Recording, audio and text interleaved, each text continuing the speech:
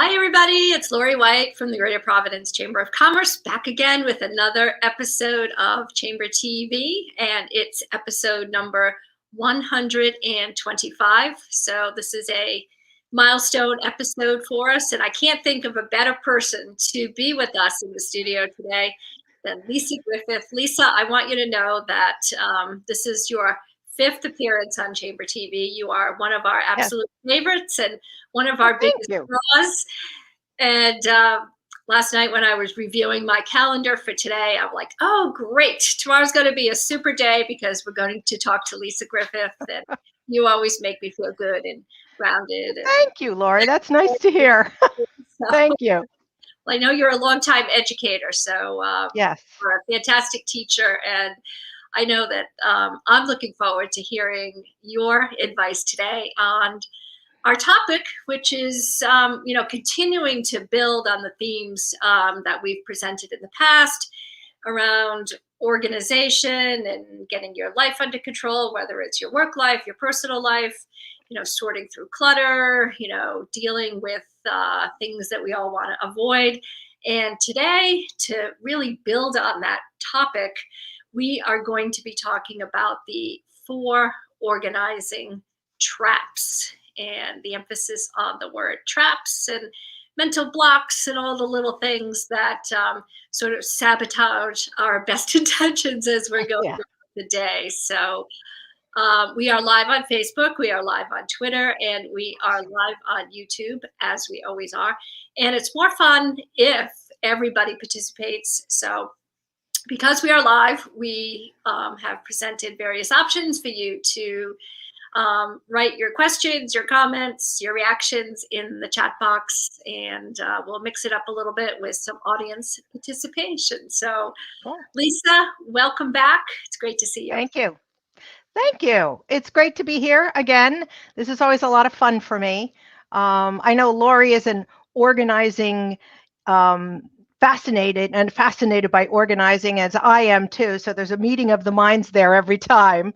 So today, the topic is the 4 organizing traps. And I'm going to talk about the stuff that gets in our way. It doesn't matter what kind of organizing project you're doing, whether you're organizing your home spaces or your office, or your calendar or your to-do list or your digital space and your email and that kind of stuff. There are 4 mindsets that I've discovered in my work as an organizing and productivity consultant. There are 4 mindsets that I get asked questions about all the time, or I see it one-on-one in the work that I'm doing with folks. And I realized after a while that even the most motivated, inspired people can get stuck, just like that poor cow stuck on the fence. I must admit, I saw that picture and it made me laugh out loud, so I would hope you would appreciate it. I think it's Photoshop, so I don't think any animals were hurt in the process. I call these 4 mindsets because after the time that I have put into the organizing and productivity industry, almost 13 years now, I realized I'm hearing 4 common themes most of the time about things that are tripping us up, things that are getting in our way, things that are keeping us from, we're either getting stuck in the middle of an organizing project or we're having a hard time even getting started on a project. And it's stuff that keeps us from getting from disorganized to organized, and it's the stuff that gets in the way. Now, the first trap slide, there it is that what people say to me all the time. I meet somebody at a networking event, and I tell them what I do, and they say, oh boy, do I need you, but I don't have time to get organized. I'm too busy. And my response most of the time, depending upon the situation, is to say, yeah, guess what? You don't have time not to get organized because disorganization wastes a huge amount of time. There was a survey done by the Daily Mail newspaper that says we spend 10 minutes every day rummaging for lost items. from books and phones to car keys and even the cars themselves. And yes, I can testify to that because I walked out of Stop and Shop last week after being in there for a couple of hours for a big shopping, and I could not remember where my car was. It was pretty sad.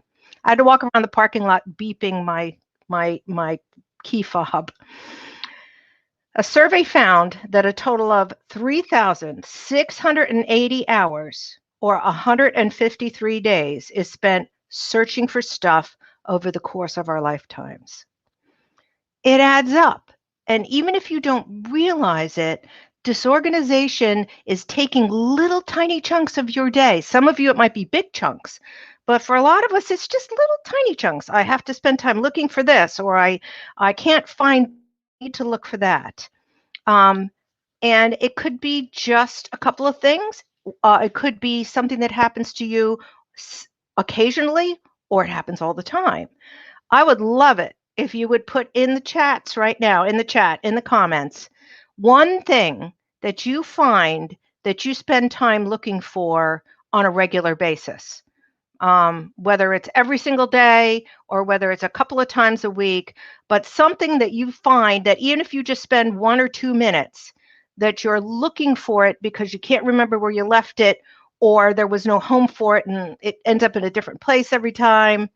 So throw something in the chat and let me know. I'd like to see what it is that people are spending time looking for every day. So I see Laurie said her reading glasses.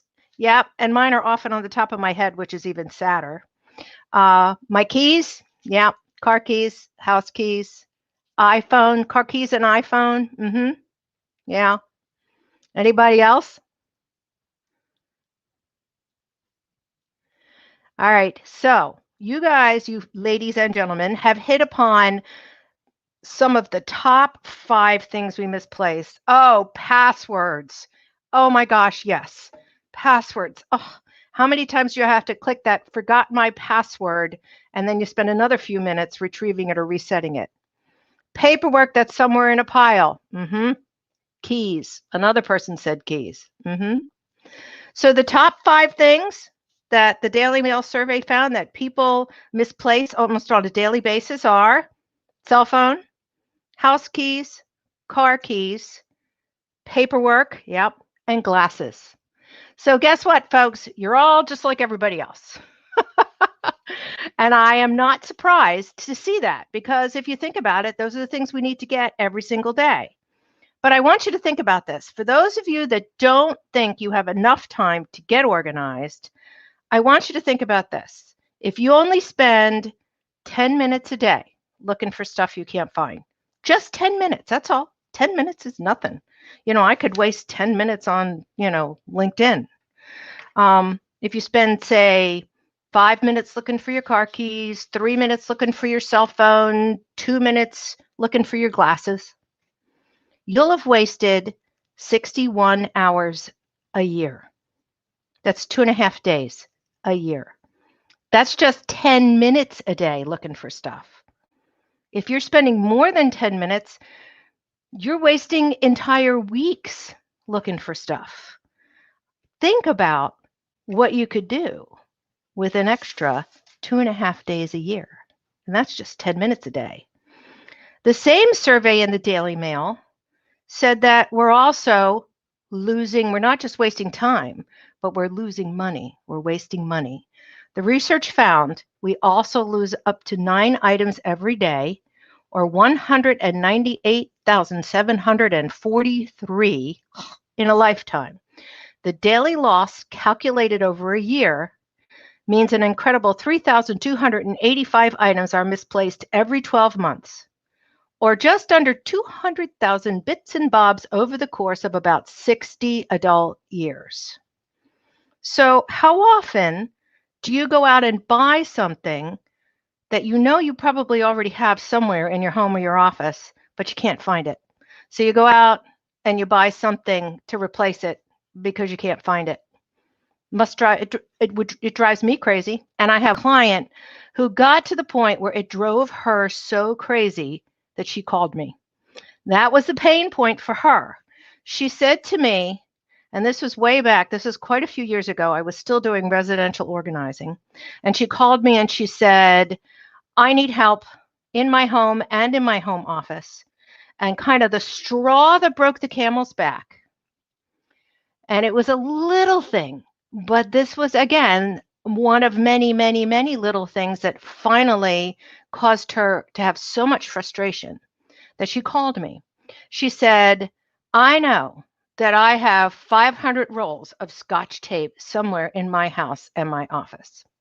But I was on my way out the door to go to a baby shower, and I had to wrap the baby shower gift.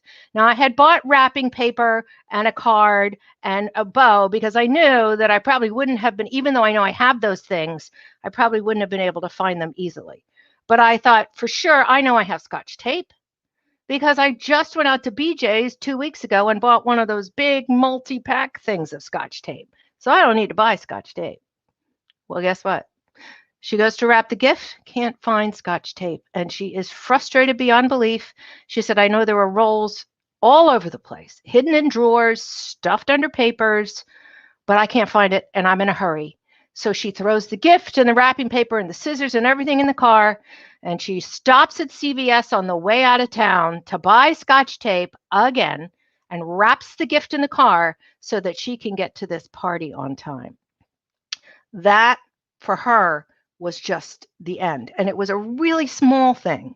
But when you think about the kind of money, not just the time, but the kind of money you might be wasting or losing if you're disorganized, if you're running a business, are you not getting paid on time because your clients aren't getting invoices because the invoices are buried in a pile of paper or maybe in a digital heap somewhere? You know, is your email box so full of emails that you have so many below the fold, and you know what I mean, below the first screen, and they get lost and you forget about them, and then you can't find them when you need to find them. I mean, thank God for the search tool in email, right? But are things falling through the cracks, and are you wasting not just time but losing money because of disorganization? Slide.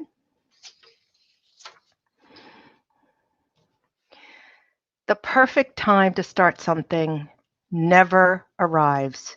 You know, I hear a lot of times, well, I really would love to do this, but I need to wait. I don't have time now. I don't have time now, or I need to wait, or I need to something else to happen in my life before I can get organized.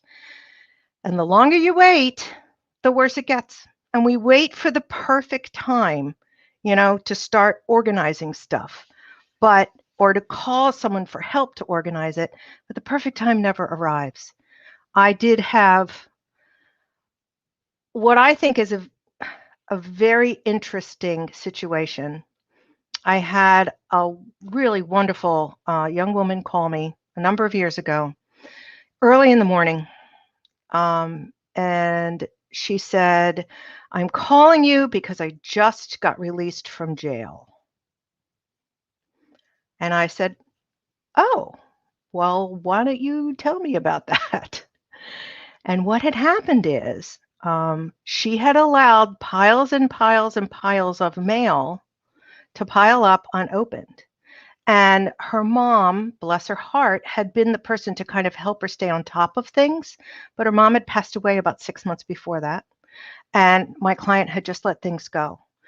And she had a habit of acquiring parking tickets in the city of Providence. And she hadn't opened them. And then she hadn't opened the next notice that came with the fines on it. And then she didn't open the summons to come to court. And what happened is one morning, early in the morning, while she was still asleep, the police knocked on her door and they took her to jail because she had accumulated so much in fines. She had reached that threshold that the city said, you're done. And so she had to call somebody, pay off most of what she owed before they would let her out. And when she got home, her first phone call was to me because she said, I can't deny this anymore. I can't ignore the fact that my disorganization is affecting my life in a hugely negative way. Now, not everybody is going to have such a dramatic pain point like that. But a lot of times we allow the pain to build. And sometimes people wait until either they're financially stressed or their relationships are stressed, or their life is just stressed, period. And the load gets to be more than they can handle. And that's when the pain gets big enough, because they've been waiting for the perfect time. Perfect time never arrives. Trap number 2. Next slide. I'm getting organized, so I gotta go shopping. Many people's first instinct when they want to get organized is to go out and buy organizing stuff, right? It's very satisfying. You know, you go out to Staples and buy file folders and labels, or you go to the Container Store and buy baskets and bins because you think, if I buy this stuff, it's gonna get me organized. But if you buy the containers first, you're really starting in the middle of the organizing process. The organizing process for any space, especially physical space, but digital spaces and to-do lists as well, starts not with buying containers to put stuff in. Okay? What happens sometimes when you go and you buy all that stuff? Next slide. And then it's the wrong size, or there aren't enough of them, or they're the wrong color, or they won't fit where you want them to go. And then what happens is the containers become part of the problem. Containers can be clutter too, folks. I have seen many, many, many offices in particular where there are piles and boxes and piles and boxes of beautiful different colored file folders and fancy label makers and binders and all kinds of things. And they're all stuffed in a corner. You know, if it's a home office, they might be shoved in the spare room, or they're stuffed in a closet. Or I had one client who could not resist a beautiful bin, and she would buy bags and bags and bags of them, but because she never took the first couple of steps of the organizing process, which I'm going to tell you in a minute, they piled up and they became part of the clutter in her home. The first step to any organizing process is to sort everything, whether you were sorting physical objects, paper, emails, tasks on your to-do list, okay, but especially the physical stuff. Before you know how you're going to contain it, you got to know what you've got, and you've got to know where it's going to live. So the first step is to go through all of it one thing at a time, and you got to make decisions before you make purchases. And what I mean by that is you got to make a decision. Am I going to keep this, or am I going to let it go? If I'm going to keep it, how much of it am I going to keep? And if I'm going to keep this much, where is it going to live? Because the key to an organized space is having a home where everything belongs. And if you go out and buy containers first, you're starting right in the middle of that organizing process. You got to do the other stuff first.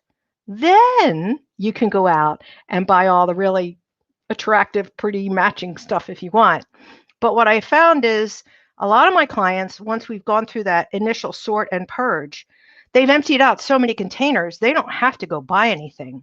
And Lord knows, most of my office clients don't have to buy any more file folders, because we have usually boxes and boxes of them, like I said, in the corner, or we've emptied out so many of them, flip them over or put a new label on them. And if they don't want to spend any money, they don't have to. So make decisions before you make purchases. Trap number 3. This is one of the most common mindsets. This is one of the most common mental snares that I see in some of my clients. It has to be perfect. Now, I want you to take a good look at this slide. I don't like to put a lot of clutter on my slides, but I wanted you to look at these spaces. The perfect closet, the perfect pantry, the perfect home office. What are they selling here? Yeah, they're selling the stuff. They're selling the closet system and they're selling the containers and they're selling the wall bins. But what they're really selling is a lifestyle or an aspirational ideal.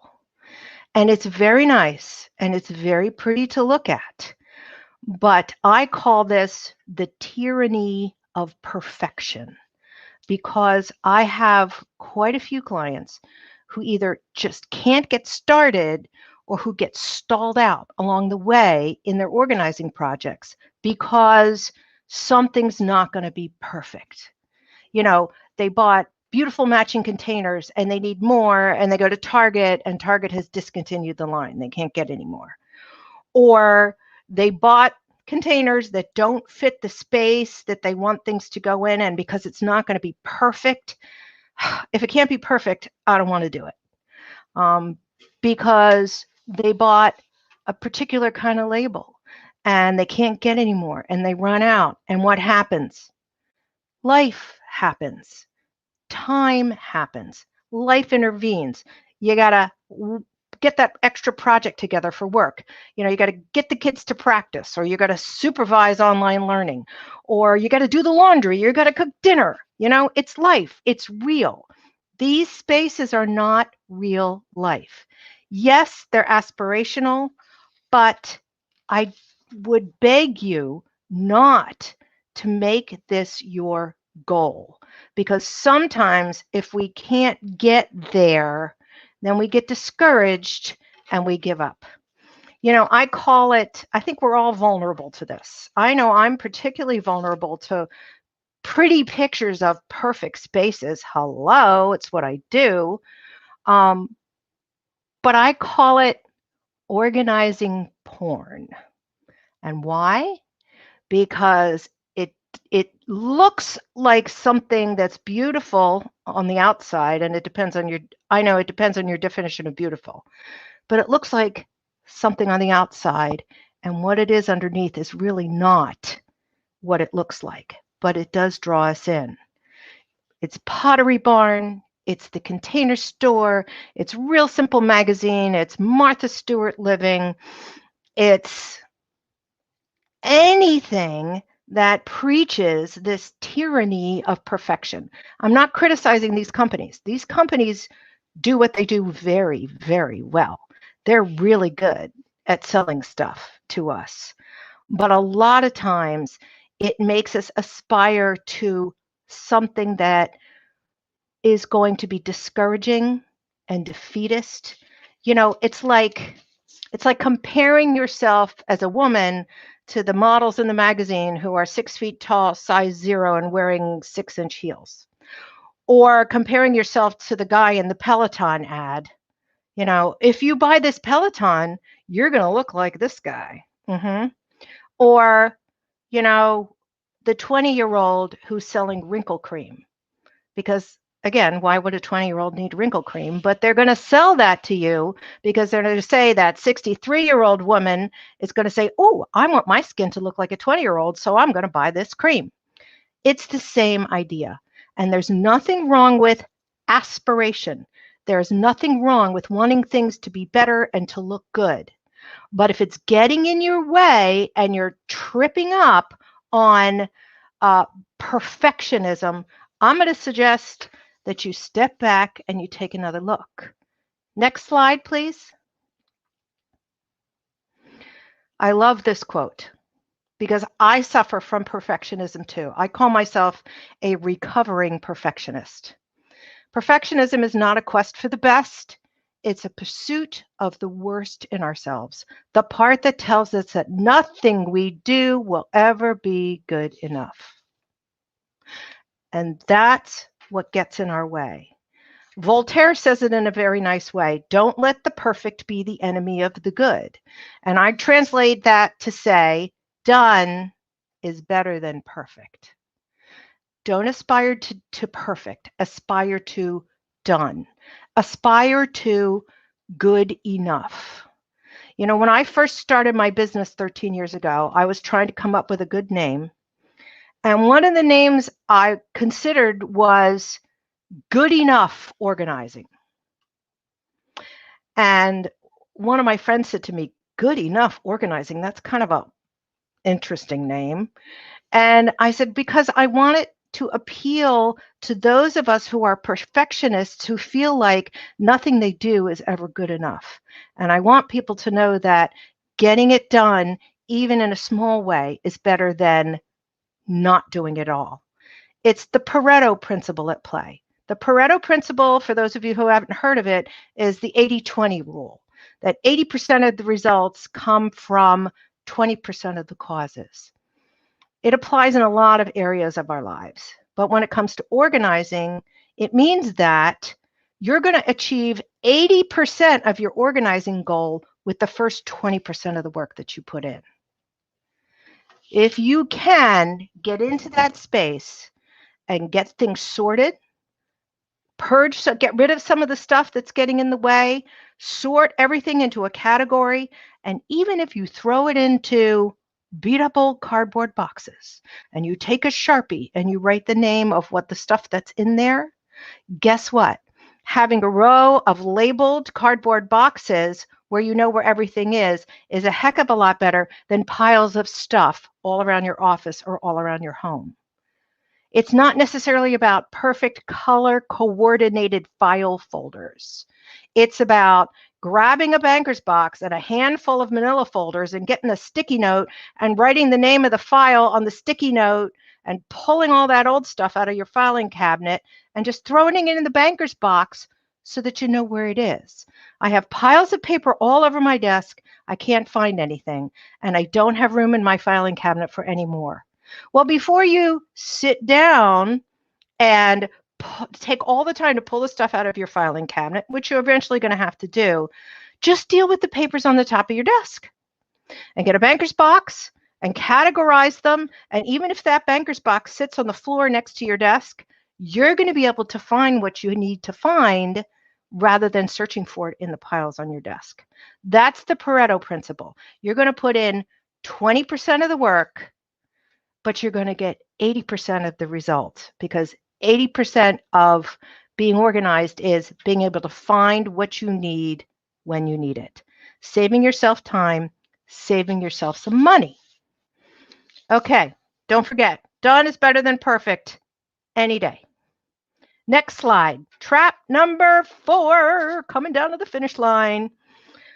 When it's all done, I'm all done. Okay, for those of you that have gotten to the end of your organizing project, it is an awesome feeling, isn't it? Oh, man, I just want to sit there and I want to look at the beautiful space. Or I want to pull that file drawer open and look at all those beautifully organized files. It's great. Or I want to open that desktop on that person's laptop and see nothing but 2 or 3 folders. I mean, it is the best feeling in the world. You know, it's like the woman in the picture. I'm done. I did it. Hooray. And you should be happy. You should feel good about it. Organizing is hard work. Okay. But if you walk away from it and never do one other thing, in a very short time, your space is going to look like it did before you even started. It may take 6 months. It may take a year. It may take 3 weeks. But if you don't put any time into maintaining it, you're going to end up right where you started. You know, it's like an exercise program or a weight loss program. You know, you can reach the peak of fitness if you work hard enough at it, right? You can get to the point where you are as fit as you're ever going to get and feel really good about it, because you should, because it's hard work, right? And then you say, okay, I'm there. I'm done. And you grab a bag of chips and you grab the remote and you plop down on the couch and you never get up again. So how long is your fitness level going to be maintained? You know what I'm talking about.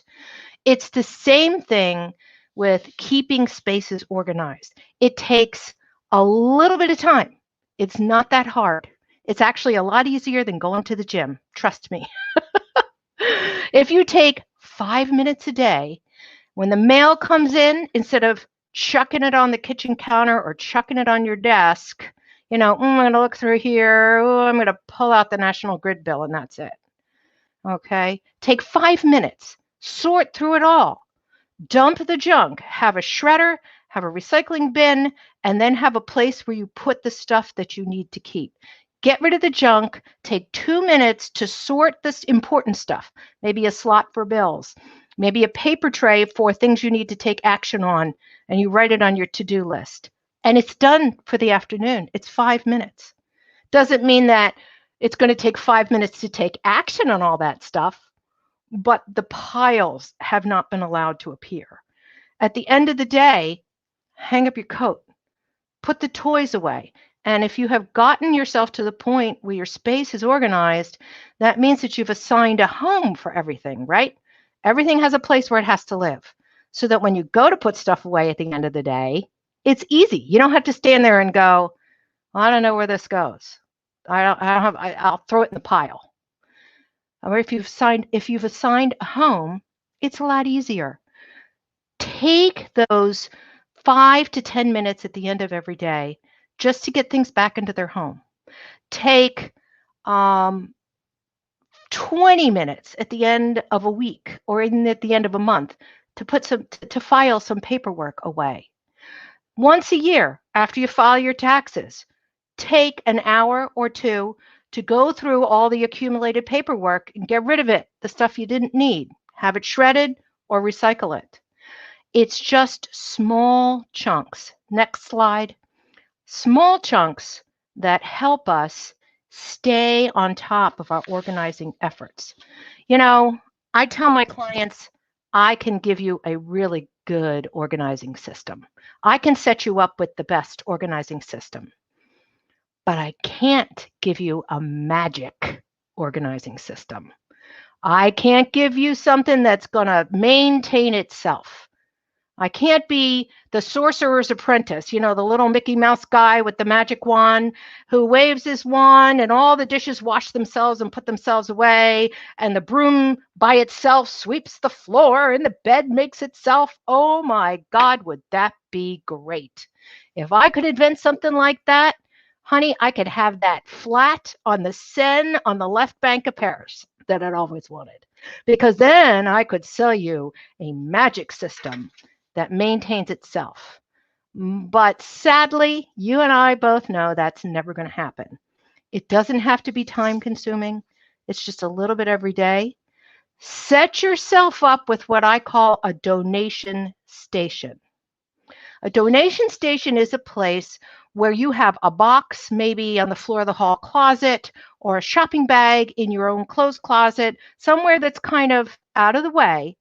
But when you come across something in your home or in your office that could leave the space, it's something that was outgrown, it's an old piece of electronics and you got the newest thing, it's a new gadget for your kitchen and it replaces something older.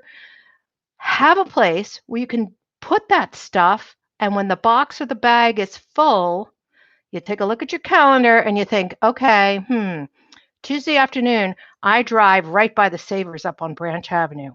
I can pull in, drop it off, and be done. And then you start again.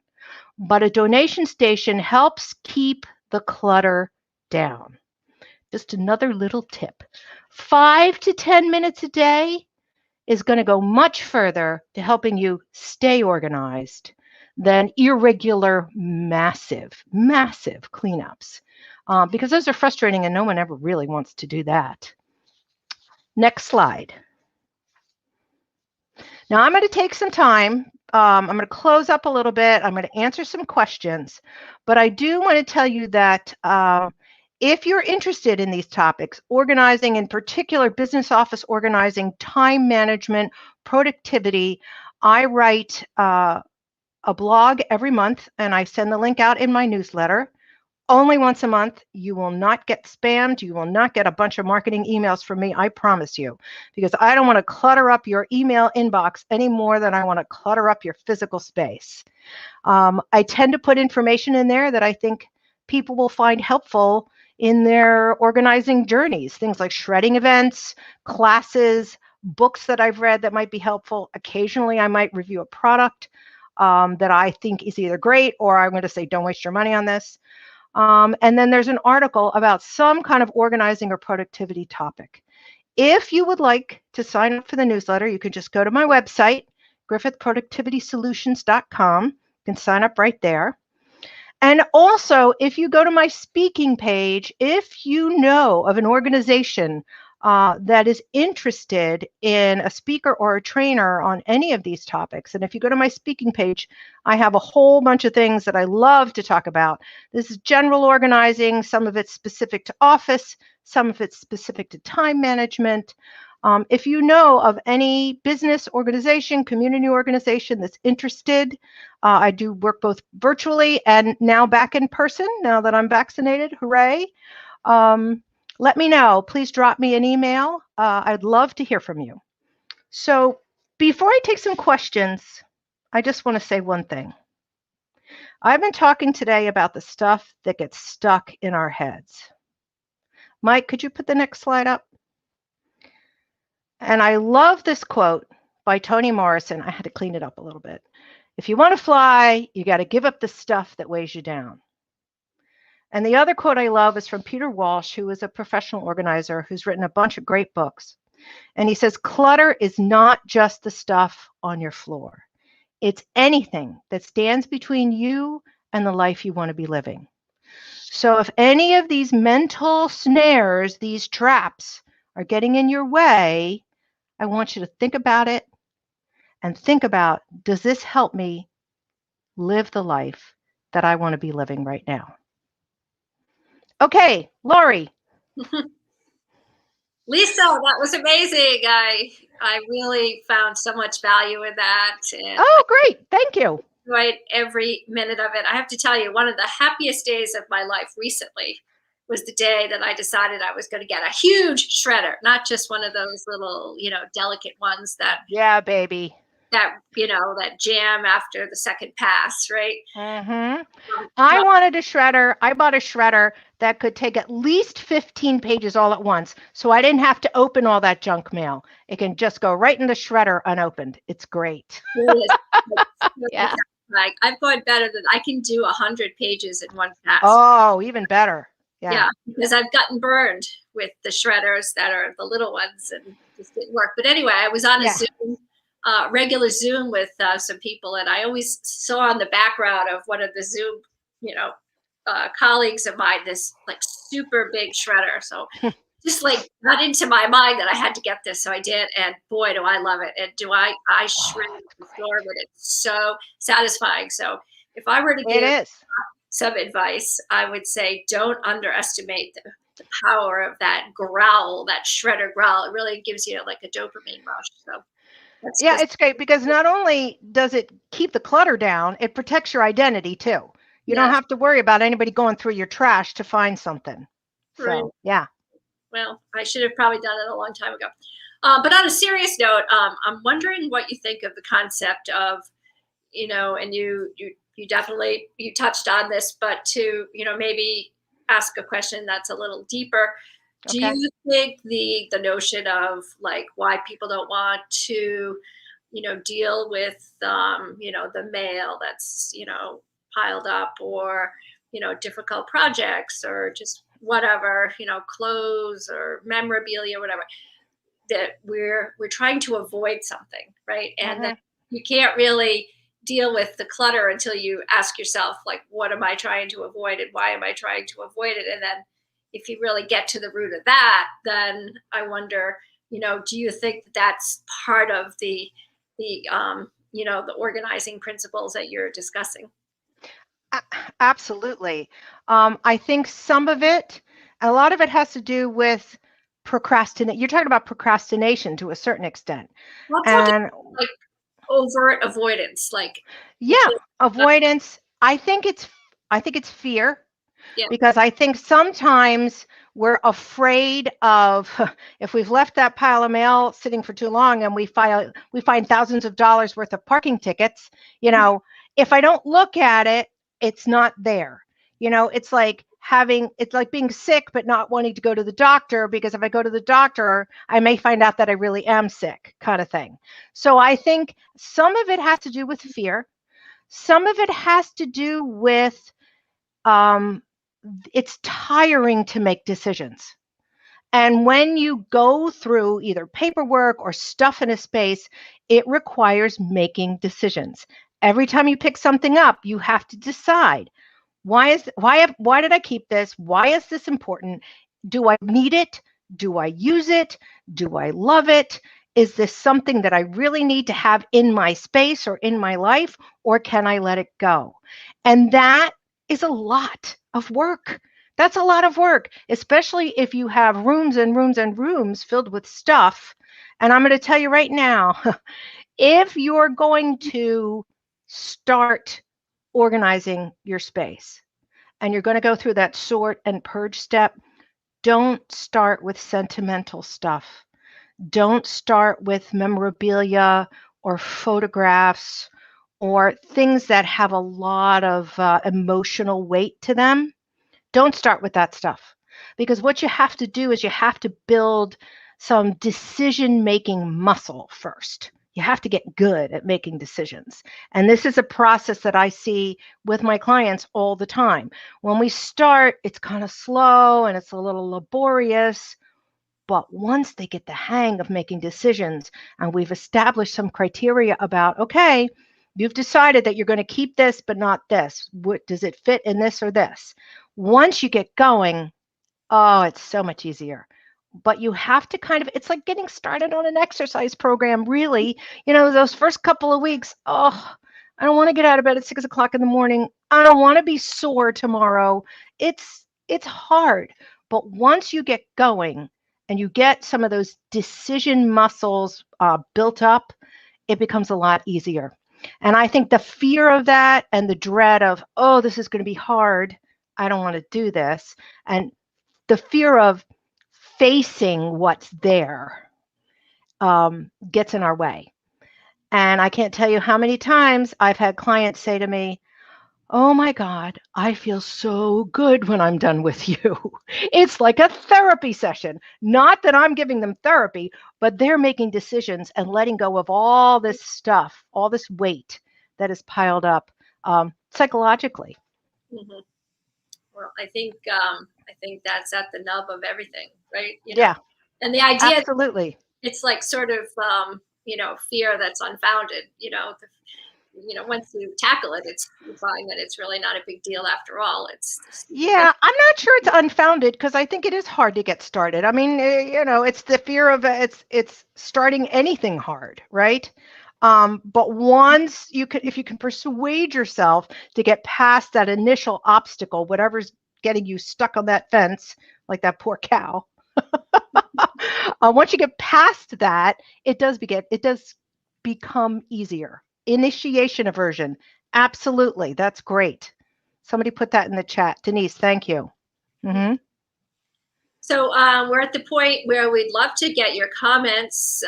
Everybody that's watching and listening, we're live on Facebook, we're live on Twitter, and we are live on YouTube. And this is episode number 125 of Chamber TV. And we have Lisa Griffith from Griffith Productivity Solutions back with us for your 5th appearance, Lisa.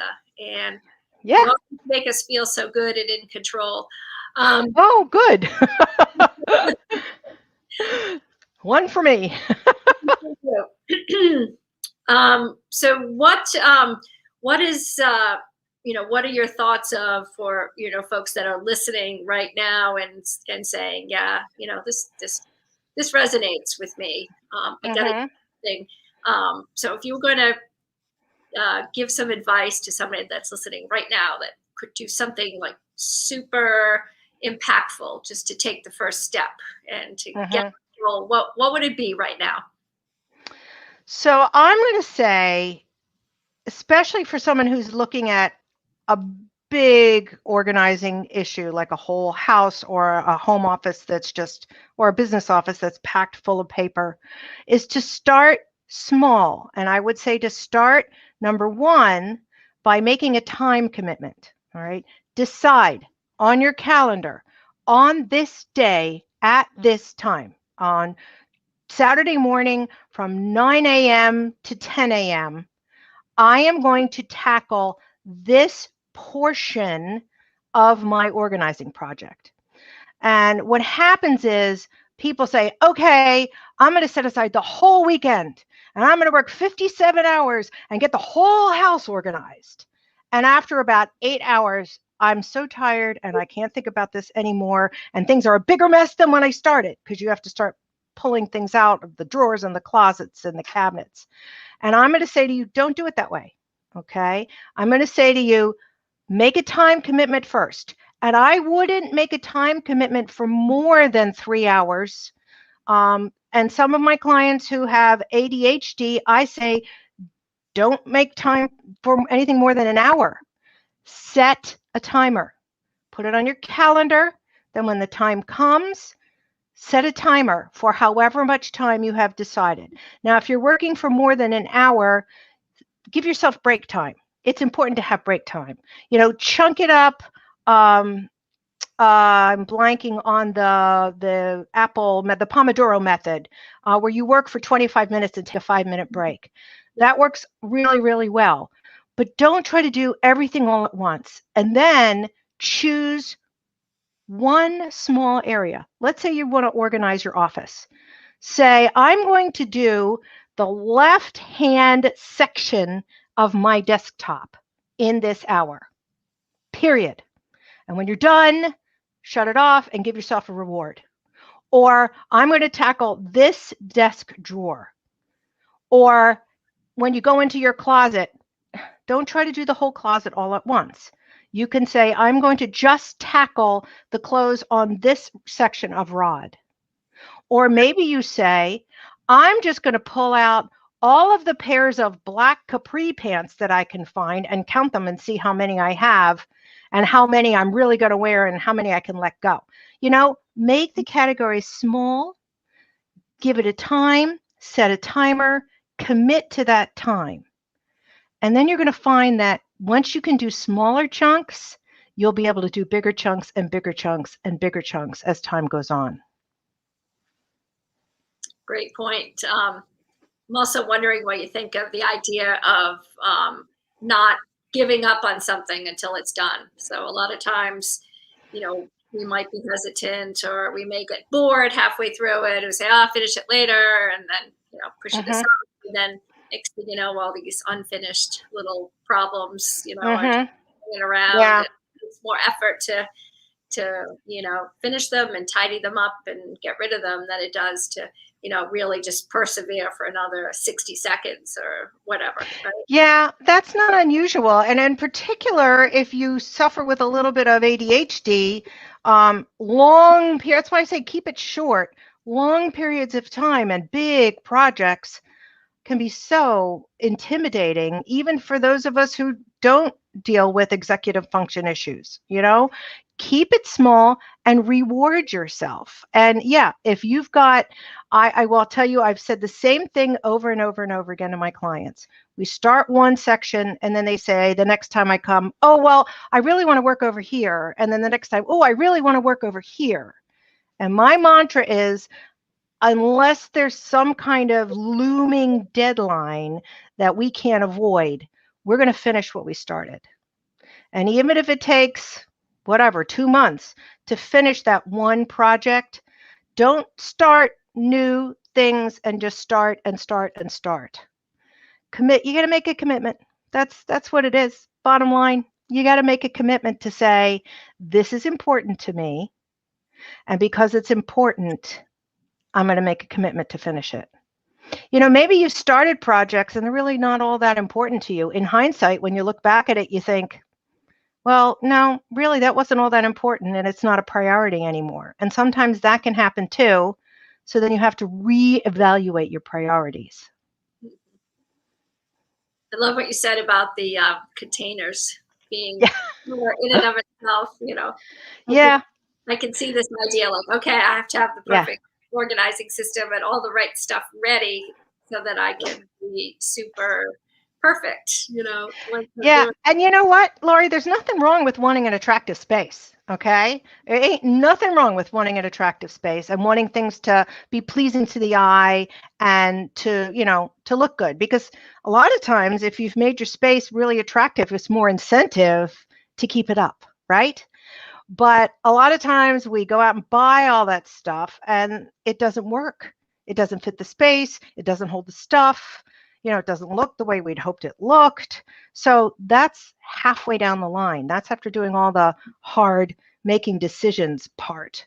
Then you get to buy the stuff. Here's one for you, an interesting question that's coming up. Do you ever talk to people about their outdoors clutter? Mm-hmm. Mm-hmm. Like their yard is a mess, or they haven't, Yeah. they Yeah. things in a pile that's a junk pile, or Yeah. Yeah.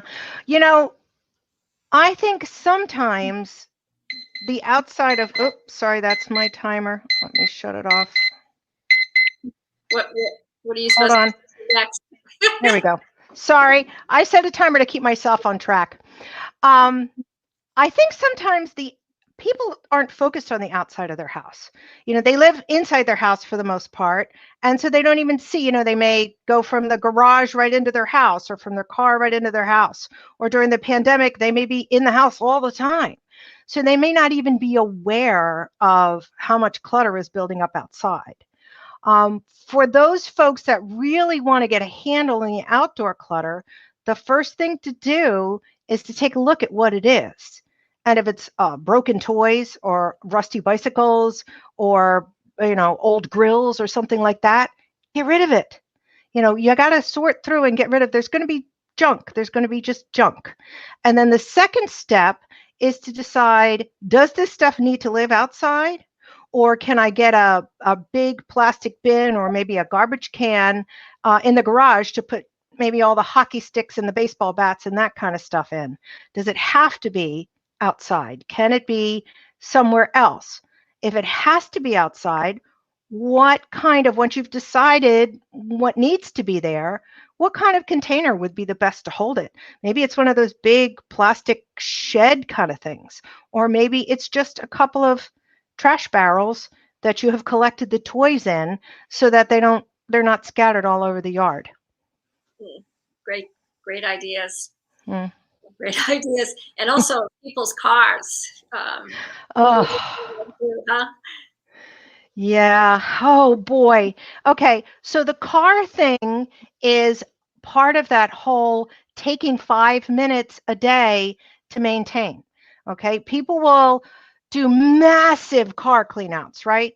When they finally decide they got to take the car to the car wash and they got to get all the junk out of it to begin with.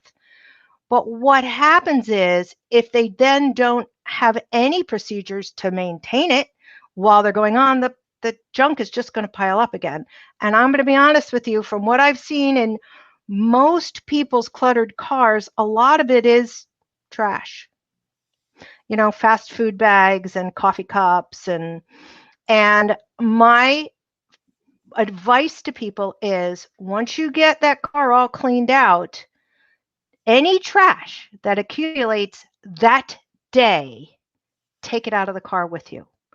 Or anything that shouldn't live in the car, if it's a kid's piece of sporting equipment, or if it's paperwork, or if it doesn't live in the car, whatever goes into the car at the beginning of the day comes out of the car at the end of the day.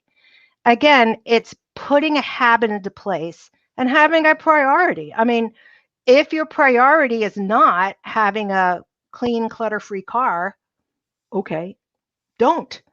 But if you would like to have that clean, clutter-free car, it doesn't have to be immaculate.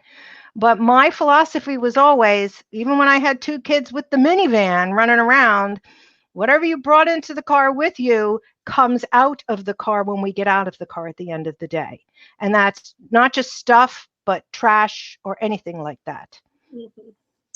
Again, it's all the mindset, and it's all about understanding. It's making a priority, yep, and establishing a habit. It really is. It's breaking old habits and establishing new habits, and that takes time and it takes dedication. Yeah, And it just takes, a willingness to take the first step, right? So Lisa, if Yes. folks want to get in touch with you and explore this a little further, how might they do it? They can contact me. Mike can put that last slide up. You can get to me at griffithproductivitysolutions.com.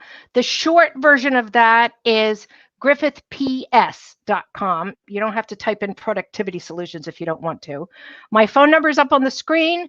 Email, give me a call, shoot me an email. Go onto my website and check it out and see if there's anything there that might be helpful to you. Sign up for the monthly newsletter. If you're looking for a speaker, there's a speaker page. But the best way to get in touch with me is probably by that email right there, lisa@griffithps.com.